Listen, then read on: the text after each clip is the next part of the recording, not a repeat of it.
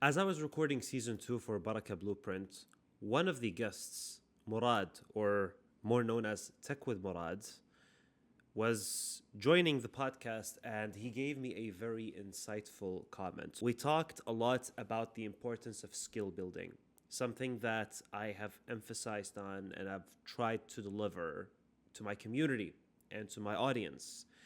But he mentioned something that got me thinking. I'm going to tell you a secret. Tell me a secret. I have a passport that lets me work from anywhere in the world. It's not the passports that you're thinking of. exactly It's not that. a Singapore passport. It's not one of the strongest passports in the world. It's a skill set. Which is My tech stack and my ability to implement and provide value to companies. That is a passport that you could use anywhere. because you could move from company to company. And you can land fully remote jobs. The concept of a skill passport. Now, this gave me a paradigm shift on how I view this entire concept and idea. Because get this, while your real passport may get you through the borders, your skill passport will get you through life. And I thought this was very insightful. I thought this was actually very, very interesting. So I thought, you know what?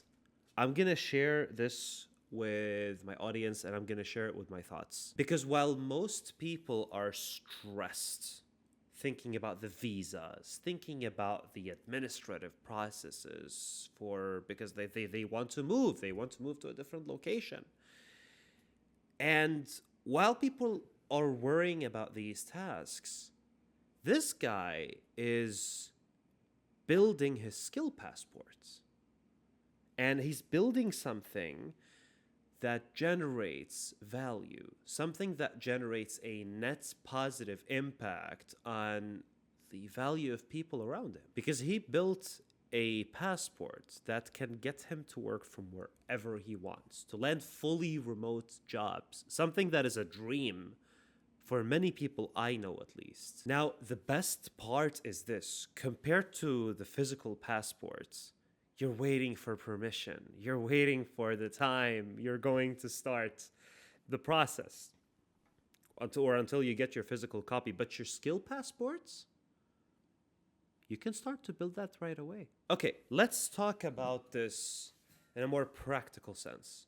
What is a skill passport, you might ask? Now, think of it as a collective of valuable skills that form your portfolio. Sort of a vault of location-independent abilities that can help you generate value.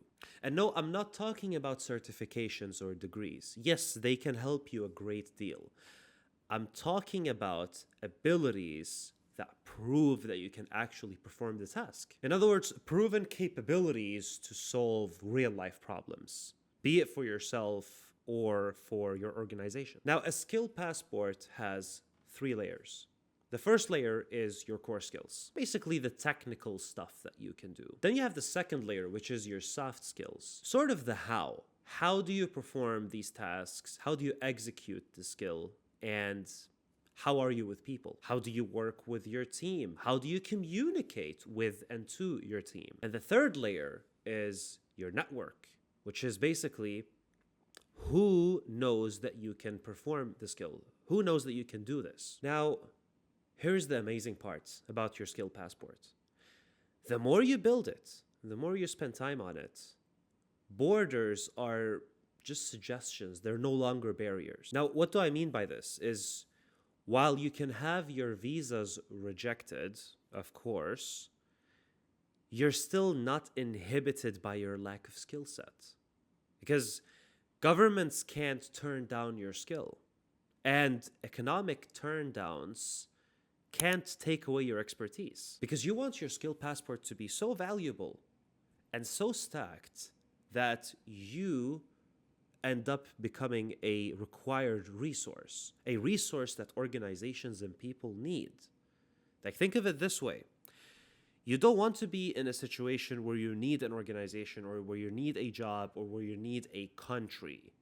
You want to be so valuable that that place needs you. Okay, now I know it's very common for people to bash on education, even though I completely believe that the current educational system is outdated, I don't need to go through a conventional educational program that may or may not be outdated. Let's face it, it is outdated. 100% outdated. But still, I'm not here to bash on education. I'm not here to bash on traditional degrees.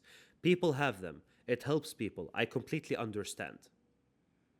But the traditional path comes with a problem. Because what ends up happening is the following. You put yourself in a situation where you are fully dependent on a path that, well, doesn't tell people that you have a skill. At best, it tells people that you can pass exams or that you can follow a specific learning path, for example. But in other, for example, tech fields or the tech industry, things don't work exactly like this. Because let's face it, what many people do is they take their degree, they work side jobs and things that they weren't meant to work with for the degree that they have studied for. I know many cases myself, personally. People calling me and telling me, hey, do you know of any availabilities or any job openings? And the person had graduated 2 years ago with a bachelor's or even a master in their field in tech, and they're not landing jobs. So what ends up happening is when you apply for roles, you're not meant or trained to present your skills. What you end up doing is you present your degree, and you make your degree your unique selling point, when as a matter of fact, it should be your skills. Those of you who are part of my Skool community, I have a classroom there where I teach you how to set your 90-day roadmap for building your skills and making sure that you have a stacked skill passport. If you're not part of my Skool community yet, just check the description below. It is, for now, fully free of charge. I highly recommend checking this out and, well, joining while it is for free. There, for example, you can get highly valuable resources like Notion templates, for example, or even project management workflows and frameworks that most people don't talk about because there's not much awareness of project management. It's easy for me to say as a project manager, but honestly, wallahi, yani when I look at what I see from friends of mine or what I see from my immediate network, I see a lacking project management, and I completely understand. Don't get me wrong. I'm not saying this in a negative way.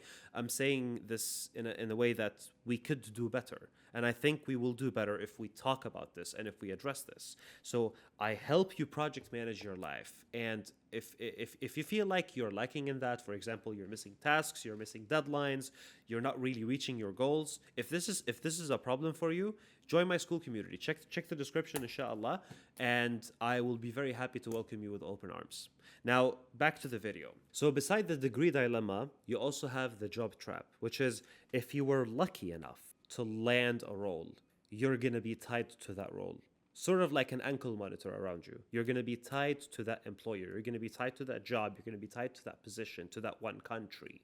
But if you build your skill passport and you focus on that, you end up building you. You build your own brand, if that makes sense. So it comes to a situation where you don't have to necessarily find yourself applying for roles left and right. You want your skill passport to be that good that you end up getting headhunted. And also, for example, look, AI as a trending topic. Many people talk about the worries of AI replacing them and replacing their role and replacing their job. This happens to be the worries of people. I completely disagree with that conversation. You should see AI as a skill, as an asset. You should implement it into your skill passport. Because if you're focused on developing and building your skill passport, you're not gonna end up being threatened by another skill like Excel or Word or a calculator. It's a skill. What you're gonna end up doing is you're gonna have a passport with an extended expiry date, and you keep extending it yourself. You keep extending the expiry date by adding skills, and you extend it so much more when you add vital and super valuable skills. Thank you so much for tuning in to today's video. If you like what you've seen, make sure to leave me a like. Make sure to follow and subscribe to the page. Season 2 is around the corner. Season 2 of Barakah Blueprint is coming very, very shortly with very interesting episodes, very interesting guests such as Falafel Kimchi, who started teaching Arabic. Our brother Tech with Murrad with a SKOOL Community that is award-winning by Alex Hormozi called Coder Co.